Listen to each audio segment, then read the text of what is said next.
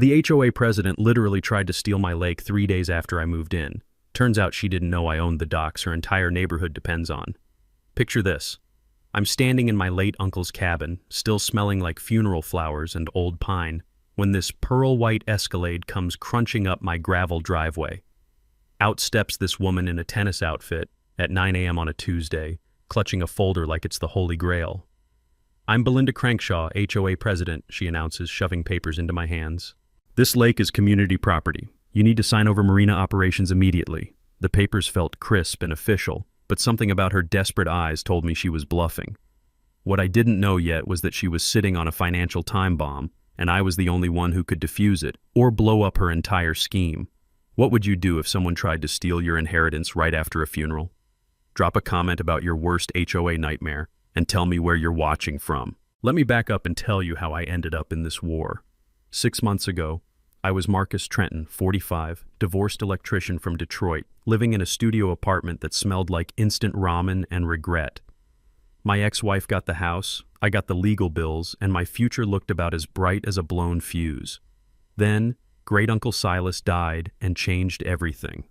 Uncle Silas was the family hermit, 40 years alone on this incredible lake property in Michigan, barely spoke to anyone, kept detailed journals about everything. The funeral was tiny, just me and a few weathered neighbors who whispered stories about him keeping the vultures away.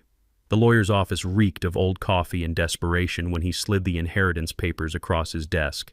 2 acres of prime waterfront, Mr. Trenton. The cabin needs work, but you own 400 feet of Lake Winnebago shoreline, including all underwater rights and that 8-slip marina your uncle operated.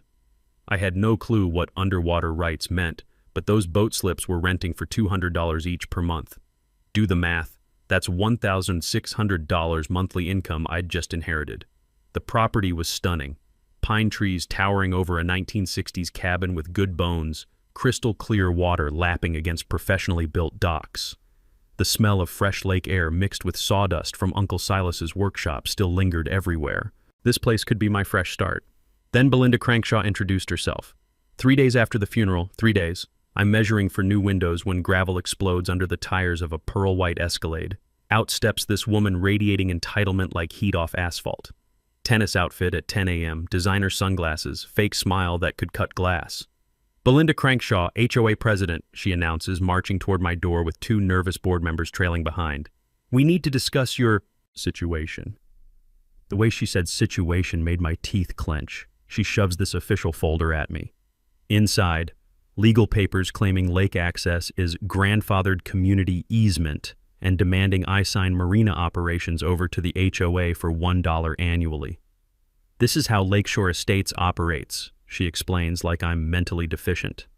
"We maintain standards, protect property values. We simply cannot allow inappropriate commercial operations disrupting our family community." Her voice dripped with coded language that made my skin crawl. The message was clear. People like you don't belong here. 48 hours, she continues, adjusting her sunglasses like a weapon. "Sign willingly or we'll destroy you in court. Ask the Hendersons how that worked out. Oh, wait, you can't. They sold and moved away after we made their lives hell." The threat hung in the air thick as humidity. That night, surrounded by Uncle Silas's musty papers and the sound of water gently slapping the dock, I dove into his journals. What I found made my blood boil. Page after page documenting Belinda's systematic harassment campaigns. The Kowalski family, forced out after 18 months of frivolous lawsuits. The young Martinez couple, driven away by constant violation letters and intimidation. But one journal entry stopped me cold. Belinda thinks she's smart, but she doesn't know about the 1999 county easement agreement. $12,000 annual fee required for lake access rights. Haven't seen a payment in years. Whoever inherits this place, that's your nuclear option. Nuclear option? My hands shook as I searched for more details. Another entry. The marina sits on my underwater property. Every boat slip, every dock post, every chain and cleat, mine by deed. Let the vultures come. The next owner will have all the ammunition they need. I sat back in Uncle Silas's creaky chair, tasting the bitter coffee I'd been nursing for hours. This wasn't just about property rights.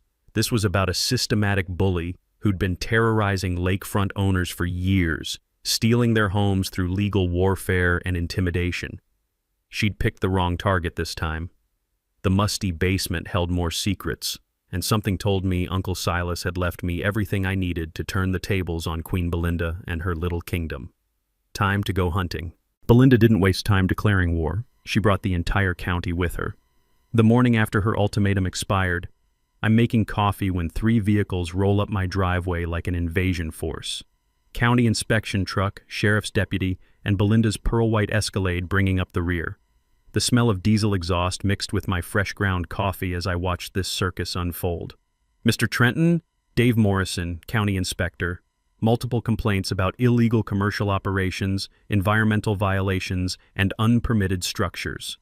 Behind him, Belinda stood wearing that tennis outfit like armor, practically bouncing with excitement. The deputy looked bored, but he was there to make sure I cooperated fully with the investigation. "I'm sure this is just paperwork confusion," Belinda called out sweetly. "Once Mr. Trenton understands community standards, I'm confident he'll make appropriate arrangements. But here's the thing about working construction for 20 years. You recognize intimidation tactics and you learn to document everything." "Ma'am, I need to conduct this inspection without interference," Dave told Belinda firmly. "County policy." Her smile froze like ice on a windshield. "Of course. I'll wait in my vehicle." The moment she was out of earshot, Dave's demeanor completely changed. "Your Uncle Silas was good people," he whispered. "This lady's been filing complaints against you for 3 weeks, before you even moved in. That tell you something?" 3 weeks? I'd inherited the property 4 weeks ago. Dave examined everything with professional thoroughness while I pulled out my phone and started recording. Every dock post, every electrical connection, every permit Uncle Silas had meticulously maintained. 0 violations. The sound of his clipboard pages flipping mixed with Belinda's engine idling impatiently. "Listen," Dave said quietly as we walked the shoreline. "I've seen this exact pattern twice before. Constant harassment, frivolous complaints, then suddenly the property gets sold dirt cheap. Both times, guess who bought it through shell companies?" The pieces clicked together like a perfectly wired circuit. That evening, I didn't just read Uncle Silas's files. I photographed every single page. The basement filing cabinet smelled like mothballs and righteous anger, but what I found was a masterclass in documentation. The 1952 original deed was unambiguous. All riparian rights extending to Lake Centerline, including lake bottom and all structures built thereon. Uncle Silas had underlined this section in red ink, with a note scrawled in the margin. Most people don't know waterfront property typically includes the lake bottom to the center line, unless specifically excluded. That's why lakefront costs so much more than regular land. Smart man. Every boat slip, every dock, every chain, mine by law. But Uncle Silas's real genius was in the details. He documented every interaction with the HOA for 40 years. Letters demanding payment for marina use, refusals, legal threats, and his responses, always polite, always referencing the deed, always keeping copies. The next morning brought my counterpunch.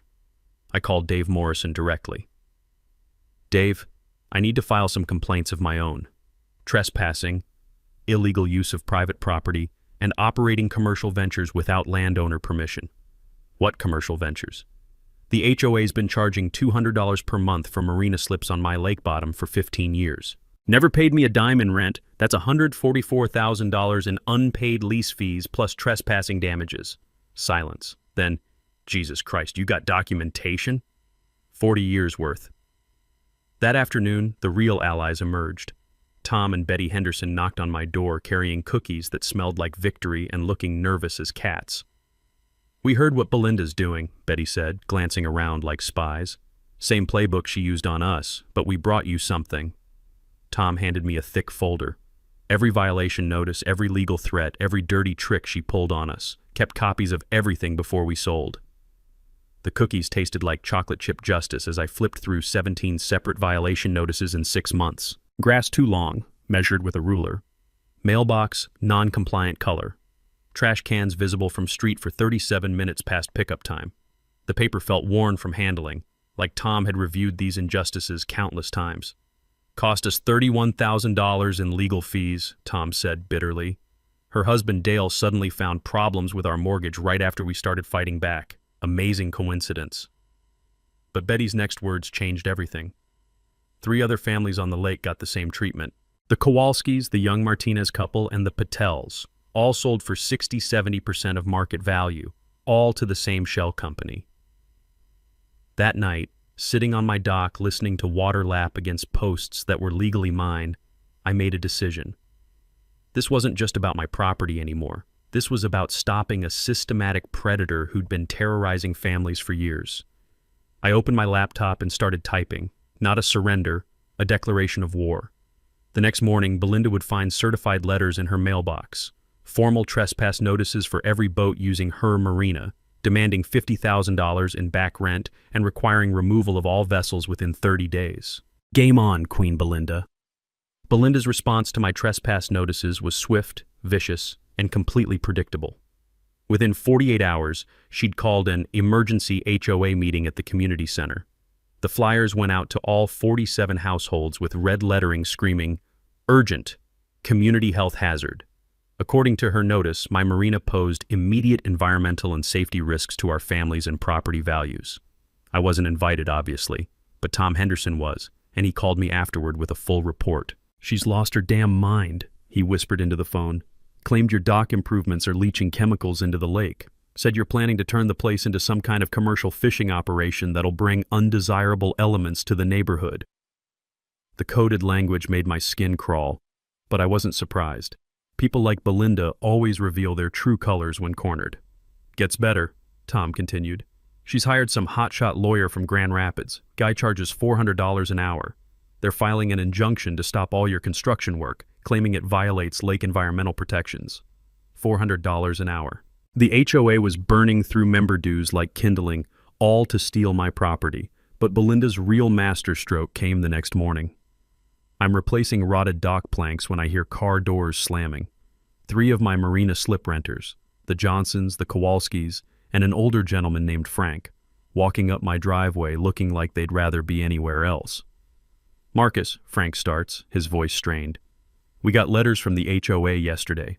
If we don't terminate our slip leases with you by Friday, we'll face $500 daily fines for supporting non-compliant commercial operations." The smell of fresh wood stain on my hands mixed with the scent of fear radiating from these decent people. Belinda was weaponizing their neighbors against them. "She can't legally do that," I said, but Frank shook his head. "Maybe not, but she can make our lives hell trying. The Johnsons already got a violation notice for their garden gnome being aesthetically inconsistent. My mailbox is suddenly non-regulation height after 15 years. This was exactly how she'd driven out the Hendersons. Death by 1,000 paper cuts. That afternoon, I called the maritime attorney Tom had recommended, Patricia Wong, who specialized in lakefront property disputes. Her voice was crisp, professional, and expensive. "Mr. Trenton, I've reviewed the documents you emailed. Your riparian rights are ironclad, but there's something else you need to know about your situation." My stomach dropped. "What?" "I've seen this HOA president's tactics before. Belinda Crankshaw has acquired 4 lakefront properties in the past 8 years using identical harassment campaigns. She creates legal pressure, forces expensive court battles, then offers settlement buyouts at 60% market value." The pattern was becoming crystal clear.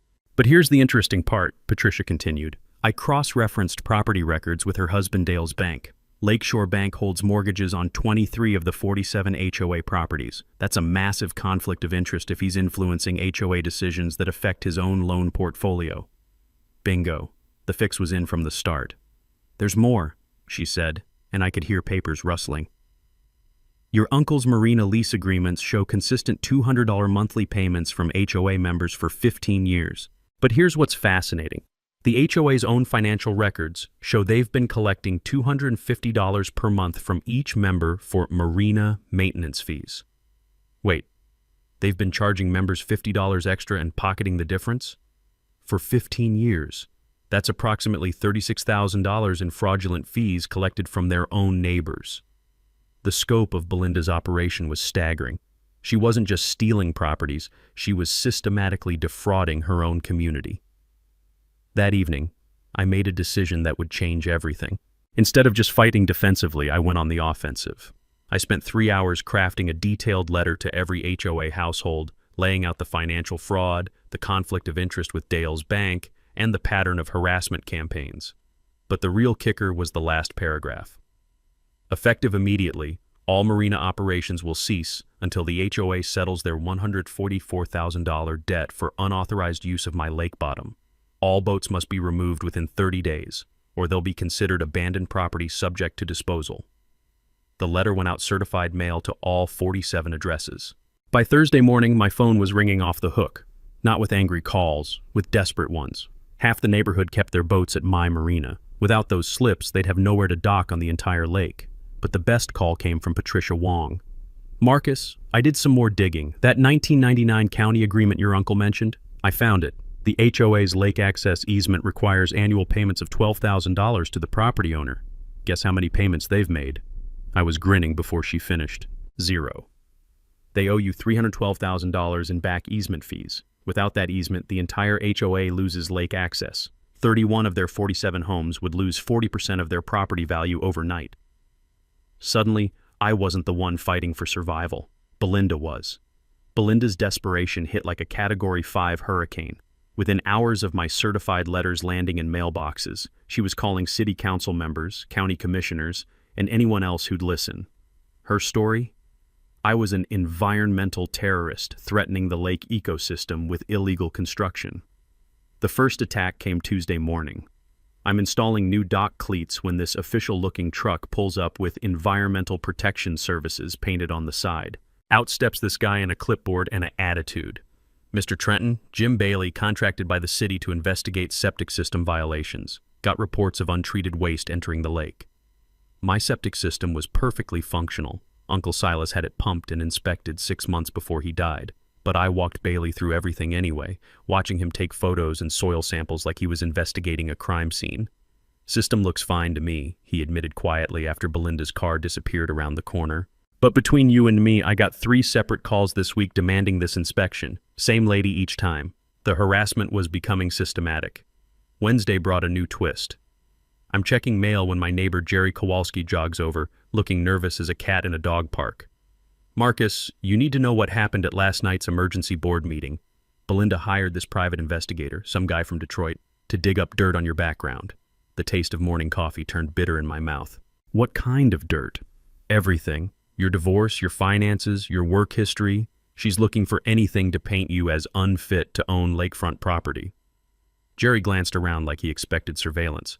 "But here's the thing. Half the board is getting sick of her shit. 2 members already resigned because they're worried about personal liability for these harassment campaigns." That afternoon, my phone rang with the call I'd been dreading. "Mr. Trenton, this is Amanda Bennett from Channel 8 News. We received an anonymous tip about environmental violations at your property. Would you like to comment on allegations that your construction is threatening Lake Winnebago's ecosystem?" Anonymous tip, my ass. But you know what? I was ready for this. "Amanda, I'd love to talk, but not about environmental violations. About systematic HOA fraud and harassment campaigns targeting lakefront property owners. I've got 40 years of documentation." The silence stretched long enough for me to hear her interest spike. "Can you be more specific?"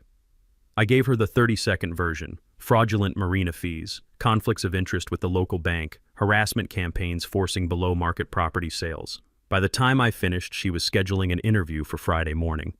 But Belinda wasn't done. Thursday brought her nuclear option. "I'm replacing a section of dock railing when 3 vehicles roar up my driveway like a military convoy. County inspector, sheriff's deputy, and, I kid you not, a guy in a hazmat suit claiming to be from the state environmental agency. 'Sir, we need you to cease all construction immediately,' hazmat guy announces, pending investigation of potential groundwater contamination.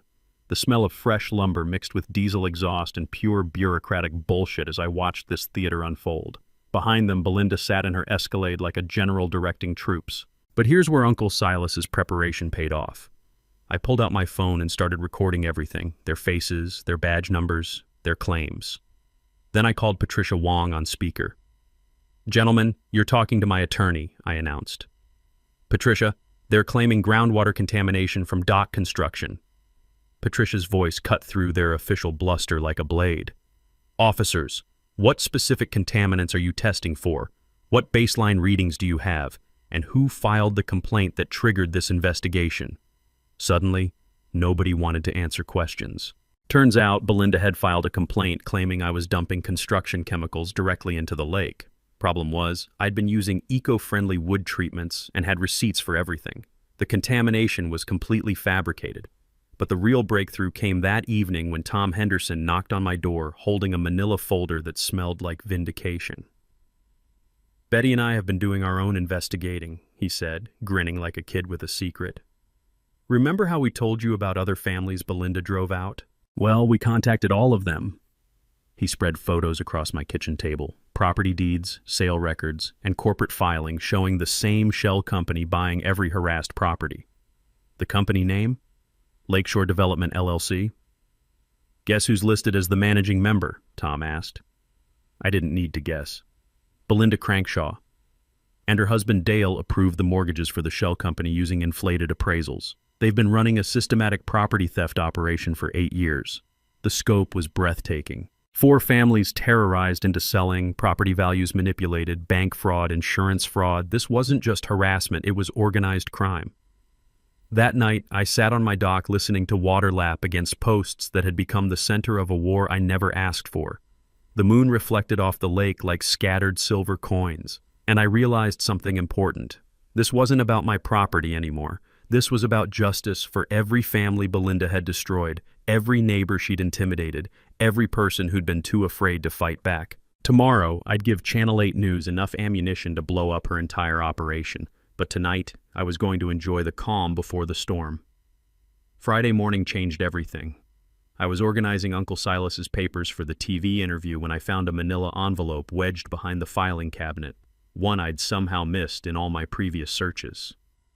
The envelope was thick, sealed, and had, "For my heir, when the vultures circle," written in Uncle Silas's distinctive handwriting across the front. Inside was a photocopied agreement dated November 15, 1999, between Silas Trenton and Lakeshore County. The header read, "Easement Agreement for Lakefront Development Access." My hands started shaking as I read the details. The county had needed lake access to approve the new Lakeshore Estates subdivision. Without it, 47 families couldn't build their dream homes, so they'd negotiated an easement with Uncle Silas, granting the HOA permanent lake access rights in exchange for one critical condition: an annual payment of $12,000 to the property owner. $12,000 every year for 26 years. But here's the kicker. According to the payment schedule stapled to the agreement, the HOA had made exactly 0 payments since 2017. They owed me 8 years of back fees, $96,000, plus compound interest calculated at 8% annually. The total came to $147,000. Uncle Silas had attached a handwritten note. They stopped paying when they thought I was too old and sick to fight. Joke's on them. I kept every record. The easement expires automatically if payments lapse for more than 12 months. Without lake access, 31 of their 47 homes lose 40% of their value. That's $2.3 million in collective property depreciation. Now you understand why Belinda's so desperate. I sat back in Uncle Silas's creaky chair, the magnitude hitting me like a sledgehammer. This wasn't about marina slips or dock rights. This was about the financial foundation of the entire neighborhood. Without that easement, Belinda's HOA couldn't legally access the lake at all. No swimming, no boating, no fishing, nothing. The waterfront homes would become landlocked properties with water views but no water access. But the real revelation came in Uncle Silas's final note. Check the county recorder's office. Belinda knows about this agreement. She's known for years. That's why she's been trying to force me out. If she can steal my property, she can make the easement disappear forever. My phone buzzed with a text from Patricia Wong. "Found something important about your HOA president. Can you meet this afternoon?" I called her immediately. "Patricia, I just found the 1999 easement agreement. The HOA owes me $147,000 in back payments." Silence. Then, "Jesus Christ, Marcus, that explains everything." "What do you mean?" "I spent yesterday digging through property records. Belinda Crankshaw didn't just buy those other lakefront properties through shell companies. She bought them specifically to eliminate potential easement claims. Every property she's stolen had similar county access agreements." The pattern was becoming crystal clear. Belinda wasn't just a petty HOA tyrant. She was running a sophisticated real estate fraud operation, systematically eliminating property owners who could threaten the neighborhood's lake access. There's more, Patricia continued. I found the original county planning documents from 1999. The entire Lakeshore Estates development was contingent on that easement agreement. Without it, the county never would have approved 47 homes on a landlocked subdivision. So if I revoke the easement, 31 homes lose their primary selling point overnight. Property values crash, mortgages go underwater, and Dale's bank faces massive losses on their loan portfolio. No wonder they were desperate. This wasn't just about my little dock. This was about millions of dollars in property values and a bank portfolio that could collapse if the truth came out. I looked out at the lake where Belinda's neighbors kept their boats, blissfully unaware that their HOA president had been lying to them for years about the most basic legal foundation of their community. Uncle Silas had left me more than property. He'd left me a nuclear weapon, and Belinda had just forced me to use it. The war room smelled like fresh coffee and righteous fury. My kitchen table had become mission control, covered with legal documents, property surveys, and a laptop streaming the Channel 8 interview I'd given that morning. The story was already going viral. HOA president's multi-million-dollar property theft scheme exposed. But I wasn't celebrating yet. Cornered animals are dangerous, and Belinda Crankshaw was about to get very, very dangerous. Patricia Wong arrived first, carrying a briefcase that looked expensive enough to buy a small car. Marcus, we need to talk strategy. That easement agreement is your nuclear option, but using it wrong could backfire spectacularly. Next came Tom and Betty Henderson, followed by Jerry Kowalski and 3 other neighbors I barely knew. Word was spreading fast through the community, and the reasonable people were picking sides. Belinda's in full panic mode, Jerry reported, setting down a box of donuts that smelled like victory. Called another emergency board meeting for tonight. Word is she's going to propose a special assessment of $3,000 per household to fight you in court. $3,000 per family on top of the legal fees they'd already burned through. Belinda was literally bankrupting her own neighbors to cover up her crimes. Patricia spread papers across the table like a general planning a campaign. Here's what we're dealing with. Belinda has 3 possible escape routes, and we need to block all of them. She pointed to the first document. Route 1. Claim the easement agreement is invalid due to some technicality. She's probably hiring experts right now to challenge the county's authority to grant lake access easements in 1999. Can she do that? I asked. It's bullshit, but bullshit takes time and money to disprove. Meanwhile, she keeps collecting fraudulent marina fees and pressuring more families to sell. Betty leaned forward, her eyes sharp with anger. What's Route 2? Declare eminent domain. Convince the county that your property is essential for community welfare. Force a sale at below market prices. It's a long shot, but Dale's banking connections might give them political leverage. The third option made my blood run cold. Route 3 is the nastiest, Patricia continued. Destroy your credibility through character assassination. False police reports, planted evidence, anything to make you look like an unstable troublemaker who can't be trusted with lakefront property. Tom nodded grimly. She tried that with us. Suddenly we were problem neighbors who didn't maintain our property properly. Amazing how many violations you can find when you're looking for them. But Patricia's next words changed the entire dynamic. However, I spent yesterday researching similar cases, and I found something Belinda doesn't know about. There's a federal law, the Real Estate Settlement Procedures Act, that makes it a felony to use systematic harassment campaigns to manipulate property values. We're not just talking civil court anymore. This could be federal prison time. The room went quiet except for the gentle hum of my refrigerator and the distant sound of boats on the lake. How do we prove systematic harassment? I asked.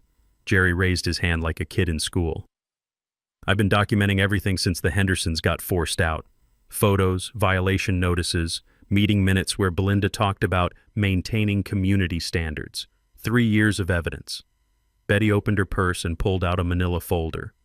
We contacted the other families she drove out. The Martinez couple, the Patels, the Kowalskis who sold in 2019, they all kept records too. The scope of our counterattack was becoming clear. Patricia outlined the strategy. Phase 1, we hit her with the easement payment demand publicly. Full $147,000, certified mail to every HOA member so they understand exactly what their president has been hiding from them. Phase 2, Tom added. We organized the reasonable neighbors. Jerry's already got 15 families willing to sign a petition demanding Belinda's resignation and a full financial audit. Phase 3 is the media blitz, Patricia continued. That Channel 8 story was just the beginning. I've got contacts at the Detroit Free Press and a producer at 60 Minutes who specializes in real estate fraud cases. But the real masterstroke came from an unexpected source. Rebecca Marsh, the local elementary school teacher who lived 3 houses down, had been quietly listening from the corner. "What if we turn her own tactics against her?" she suggested. "Belinda's been using HOA meetings to intimidate people for years. What if we pack the next meeting with supporters and demand answers about the missing easement payments?" The beauty of it was obvious. Instead of fighting her in court where she had resources, we'd confront her in the community center where every lie would be witnessed by the neighbors she'd been defrauding. "The annual HOA meeting is scheduled for next Saturday," Jerry said, checking his phone. "All 47 households get a vote on leadership and budget matters." Patricia grinned like a shark smelling blood. "Perfect. By then, we'll have filed federal complaints, delivered payment demands, and given every neighbor a chance to understand exactly how much money Belinda's schemes have cost them." I looked around the table at these people who'd become my allies in a fight I never wanted.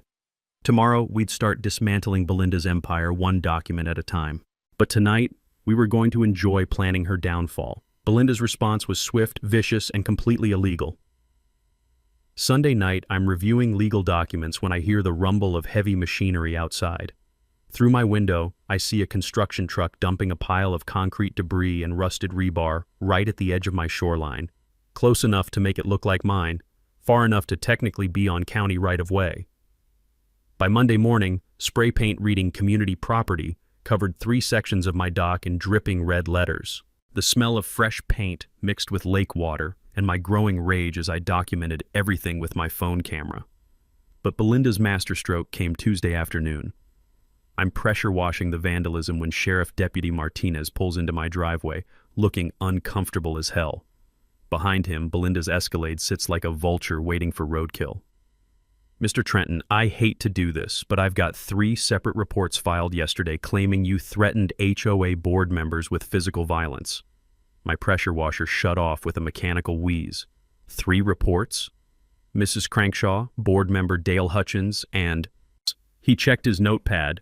"Someone named Patricia Kowalski claims you showed up at her house Saturday night, quote, making terroristic threats about what happens to people who cross you." The absurdity was breathtaking. "Deputy, I was at my attorney's office Saturday night until 9 p.m., then home watching Netflix. I've got receipts and streaming history to prove it." Martinez nodded. "Figured as much. But I still got to file the report. Just maybe install some security cameras, for your own protection." The message was clear. Belinda was escalating to fabricated criminal charges. That evening, Patricia Wong called with news that made my blood pressure spike. "Marcus, I got a tip from someone at the county inspector's office. Belinda tried to bribe Jim Bailey, offered him $2,000 cash to find environmental violations on your property. Please tell me he recorded it." "Better. He reported it to his supervisor and filed a formal complaint. But here's the scary part. She also approached the septic inspector, the electrical inspector, and someone from the fire marshal's office. She's trying to buy violations." The systematic corruption was staggering, but it gave us ammunition. Wednesday brought a new horror. Tom Henderson called at 6 a.m., his voice shaking with rage. "Marcus, they got into our mailbox last night, stole 3 weeks of mail, including our Social Security checks and Betty's medical forms. Found our stuff scattered in the ditch near Belinda's house. Mail theft, federal crime. She was getting desperate enough to risk serious prison time. But the real attack came Thursday morning when my phone rang with a call I'd been dreading. "Mr. Trenton, this is Sandra Willis from the Michigan Department of Natural Resources. We received reports that your construction activities have disturbed protected wildlife nesting areas. We need to conduct an immediate site inspection."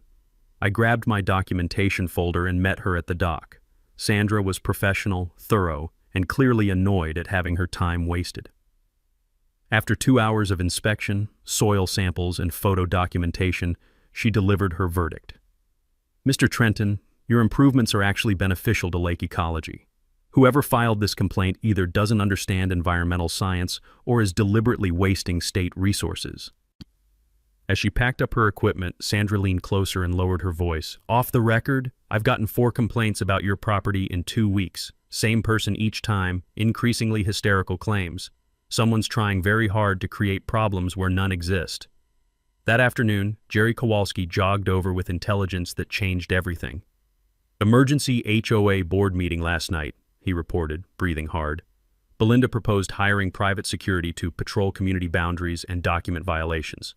Translation, she wants to pay guys to spy on you 24/7. The paranoia was becoming pathological. But here's the good news, Jerry continued. 3 more board members resigned. They're scared about personal liability for harassment lawsuits. The board's down to Belinda, her husband Dale, and one other guy who owes Dale's bank about $50,000 on his mortgage. The empire was crumbling from within. Friday brought the counterattack. I spent the morning installing a professional security system, 8 cameras covering every angle of my property, motion sensors, and cloud backup that would stream everything directly to Patricia's law office. But the real victory came when Rebecca Marsh knocked on my door holding a manila folder and grinning like she'd won the lottery. "Marcus, you're not going to believe this.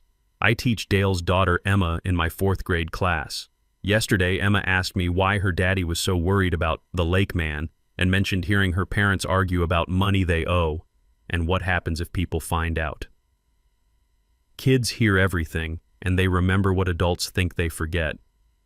Emma also mentioned that her mom, that's Belinda, has been making secret phone calls about selling their house and moving away before everything falls apart. The rats were preparing to abandon ship. That night, sitting on my dock with the new security cameras humming quietly overhead, I realized Belinda had made a fatal error. Every illegal act, every fabricated complaint, every desperate attempt to frame me was being documented by multiple sources. She thought she was destroying me. Instead, she was building the federal case that would destroy her. Belinda's final week of freedom was a masterclass in criminal desperation. Monday morning, I wake up to find my driveway blocked by an official-looking truck with Lakeshore Property Management Services painted on the side. 2 guys in polo shirts are measuring my shoreline and taking photos like they own the place. "Excuse me," I call out. "This is private property."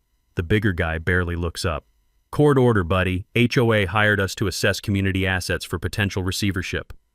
"Court order my ass." I checked. No such filing existed, but these clowns didn't know I'd been documenting everything. By Tuesday, Belinda had escalated to document forgery. Patricia Wong called me, voice tight with controlled fury. "Marcus, she filed a marina lease renewal with the county clerk's office. Claims you signed a 99-year agreement transferring all lake access rights to the HOA for $1 annually." The audacity was breathtaking. Please tell me they didn't accept it. "Oh, they accepted it all right, until I had a handwriting expert examine your signature. It's a laughably bad forgery. She didn't even get the capital letters right." Document forgery. Federal felony. 5 years minimum sentence. Wednesday brought the bribery attempt. Judge Morrison's campaign fund received a mysterious $5,000 donation from concerned Lakeshore citizens the same day Belinda filed motions challenging the easement agreement. Problem was, the donation check was signed by Dale Crankshaw using the HOA's community fund account. Campaign finance violation, misuse of HOA funds, and attempted judicial bribery. She was collecting felonies like Pokemon cards. Thursday morning delivered the environmental terrorism hoax. I'm having coffee when Patricia calls, barely containing her laughter. "You're not going to believe this. Belinda organized a fake environmental protest outside the county office building. Hired about 15 people from a temp agency to hold signs claiming you're poisoning the lake." Did it work? Oh, it worked beautifully for us. Channel 8 interviewed the protesters. Half of them admitted on camera they were paid $50 each and had no idea what they were protesting. The other half couldn't even pronounce environmental. The desperation was becoming comedy. But Friday brought news that stopped me cold. Rebecca Marsh called at dawn, her teacher's voice sharp with professional concern. "Marcus, Emma Crankshaw didn't come to school yesterday. When I called the house, Belinda claimed they'd gone to visit grandparents. But Emma's grandmother lives 2 streets over, and she hasn't seen them." The family was running. Within an hour, Tom Henderson confirmed it. "Saw them loading suitcases into Dale's car at 5 a.m. Big ones, like they're planning a long trip. They were fleeing before the federal investigation could catch up with them." That afternoon, I got the call that changed everything. FBI Special Agent Lisa Bennett, Financial Crimes Division. "Mr. Trenton, we've been monitoring the situation in your neighborhood for several weeks. Your attorney provided us with substantial documentation regarding systematic real estate fraud, and we're ready to move forward." Move forward how? Arrests, search warrants, asset seizure. Mrs. Crankshaw has been running a racketeering operation that crosses state lines. We've identified similar schemes in Ohio and Indiana. This isn't just local HOA corruption anymore. The scope was staggering. Belinda hadn't just been stealing lakefront properties. She'd been running a multi-state real estate fraud ring. "We need you to attend Saturday's HOA meeting as planned," Agent Bennett continued. "Let her think she's safe while we execute warrants. Can you handle that?" Saturday morning arrived gray and misty, with the smell of rain hanging heavy over the lake. The community center parking lot was packed, 47 households plus media, supporters, and what looked like half the county sheriff's department in unmarked cars. Inside, Belinda sat at the head table wearing a navy blazer-like armor. Her fake smile stretched so tight it looked painful. Dale hunched beside her, constantly checking his phone like he expected bad news. The meeting started normally. Budget reports, landscaping proposals, the usual HOA bureaucracy, but I could feel the tension building like pressure in a boiler. Then Rebecca Marsh stood up.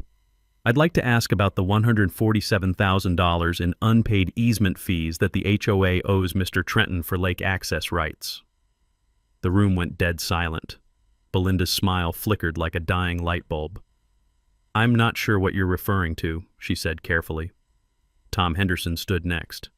"I'm referring to the 1999 county agreement that requires annual payments of $12,000 for community lake access. The agreement we haven't paid since 2017. More neighbors rose. Jerry Kowalski, Betty Henderson. 15 families who'd discovered their HOA president had been lying about the basic legal foundation of their community. Belinda's facade finally cracked. "This is a coordinated attack by outside agitators trying to destroy our property values." That's when Agent Bennett walked through the back door, badge gleaming under the fluorescent lights. "Mrs. Belinda Crankshaw, you're under arrest for racketeering, mail fraud, wire fraud, document forgery, and conspiracy to commit real estate fraud." The handcuffs clicked with the most beautiful sound I'd ever heard. "Game over, Queen Belinda." The community center erupted like a powder keg. Belinda's face went white as Agent Bennett approached the head table, her FBI badge catching the harsh fluorescent light. Behind her, 3 more agents filed through the entrance while sheriff's deputies positioned themselves at every exit. "This is ridiculous," Belinda shrieked, standing so fast her chair toppled backward. "I demand to speak to my attorney." "You'll have that opportunity," Agent Bennett replied calmly, pulling out handcuffs that gleamed like silver justice. "Belinda Crankshaw, you're under arrest for racketeering, mail fraud, wire fraud, document forgery, bribery of public officials, and conspiracy to commit real estate fraud." The room buzzed with shocked whispers and the electronic whir of phone cameras capturing every moment. Dale tried to slip toward the side exit, but Deputy Martinez was already there waiting. "Dale Crankshaw, you're also under arrest for bank fraud, conspiracy, and violation of the Real Estate Settlement Procedures Act." Local Channel 8 was broadcasting live, their camera operator scrambling to get the perfect shot of handcuffs clicking around Belinda's wrists.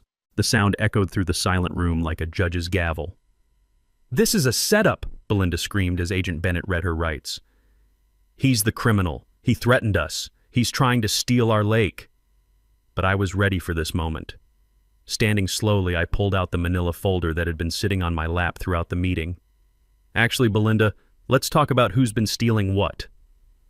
I walked to the front of the room, my voice carrying clearly over the stunned silence. "Ladies and gentlemen, your HOA president has been lying to you for 8 years about the most basic legal requirement for your lake access." I held up the 1999 easement agreement. "This document, signed by the county and my uncle, requires annual payments of $12,000 for community lake access rights.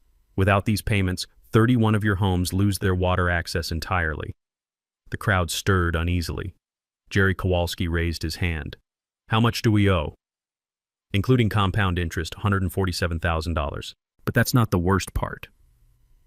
I pulled out the property records Tom Henderson had compiled.